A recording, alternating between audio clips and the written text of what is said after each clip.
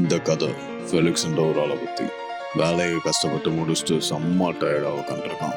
ஏன்டா வேலைக்கு வந்தோம், டெய்லியும் இதே பிரச்சனை தான். ஆனால் அவன் டெய்லியும் வேலைக்கு போகிறான், இதே மாதிரி சாயந்தரம் உட்காந்துருக்கான். ஆனால் இன்னைக்கு ரொம்ப ஃப்ரஸ்ட்ரேஷன் ஆகிட்டு வேலையை முடிச்சுட்டு வீட்டுக்கு கிளம்புறான். அவனோட வண்டியை எடுத்துட்டு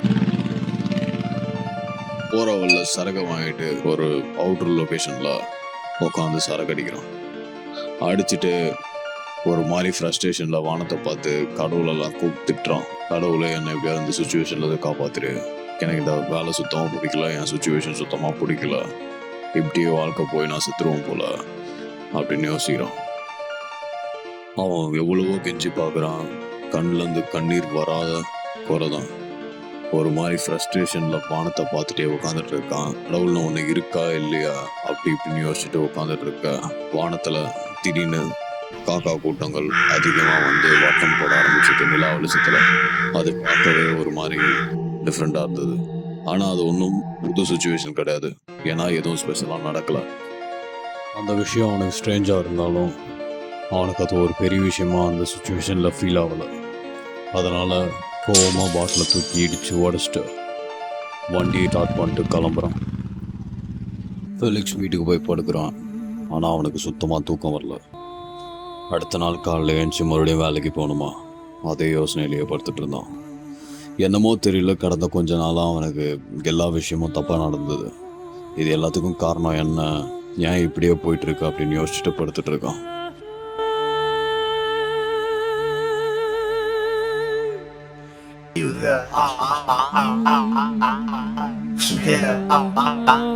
என்னடா இதுன்னு பதட்டத்தில் கண்ணு திறந்து பார்க்குறான். பார்த்தா அவனுக்கு எதிர்க்க ஒரு உருவம். பார்த்து அடுத்த செகண்ட்லேயே சொல்லலாம் அது வந்து ஒரு அரக்கன் அப்படின்னு. அவன் இருந்த இடம் திடீர்னு சுற்றி தீ பிடிக்க ஆரம்பிக்குது. ஃபெலிக்ஸால் எழுந்துக்கவும் முடியல. உட்காந்த இடத்துலையே தவிக்கிறான். உதவிக்கும் ஆளை கூட முடியல, அவனால் பேசவும் முடியல. பதறிட்டு உட்காந்த இடத்துலையே எதுவும் பண்ண முடியாமல் ஸ்ட்ரக் ஆகி நிற்கிறான். அப்போதான் அவனுக்கு தெரியுது இது இந்த டீமனோட மேஜிக் அப்படின்னு. மூஞ்சல சிரிப்போட அந்த அரக்கன், நீ எவ்வளவோ கடவுளை கூப்பிட்ட, ஆனா யாரும் வரல. இப்போ நான் வந்துடுறேன், உன்னை போதே பண்றேன். ஆனா நான் கடவுள் இல்லை. அதனால நம்ம 2 பேரும் ஒரு டீ வச்சுப்போம். ஃபெலிக்ஸ் பதறி எழுந்துக்க மறுபடியும் அவங்கள சுற்றி இருக்க இடம் உருமாறுது. அவங்களுக்கு முன்னாடி ஒரு போர்டும் கொஞ்சம் டைஸும் இருக்கு. உனக்கு நான் ஒரு பண்ணனா, நீ என் கூட ஒரு விளையாட்டு விளையாடணும். இந்த விளையாட்டுல நீ தோத்துட்டுனா உன்னோட மொத்த வாழ்க்கை இந்த உன்னோட சவுண்ட் எல்லாம் பல வருஷத்துக்கு என்னோட அடிமையா இருக்கும். அப்படி நீ விளையாடி ஜெயிச்சிட்டுனா நீ கேட்டது எல்லாமே உனக்கு கிடைக்கும் அப்படின்னு அந்த டீமன் சொல்லுது.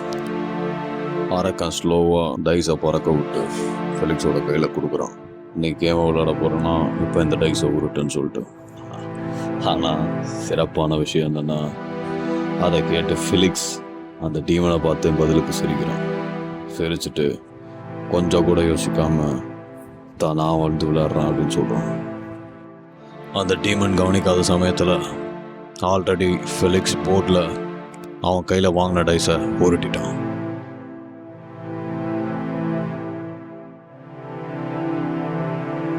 ஃபெலிக்ஸ் சொன்ன பதிலை கேட்டு அரக்கனோட மூஞ்சில் ஸ்லோவாக சிரிப்பு வரத்தை நம்ம பார்க்கலாம். ஃபெலிக்ஸுக்கும் மூஞ்சில் ஒரு சிரிப்பு, அரக்கனுக்கும் மூஞ்சில் ஒரு சிரிப்பு. ஆனால் அவங்க 2 பேருக்கு தெரியல இந்த கேம் யாரோடது.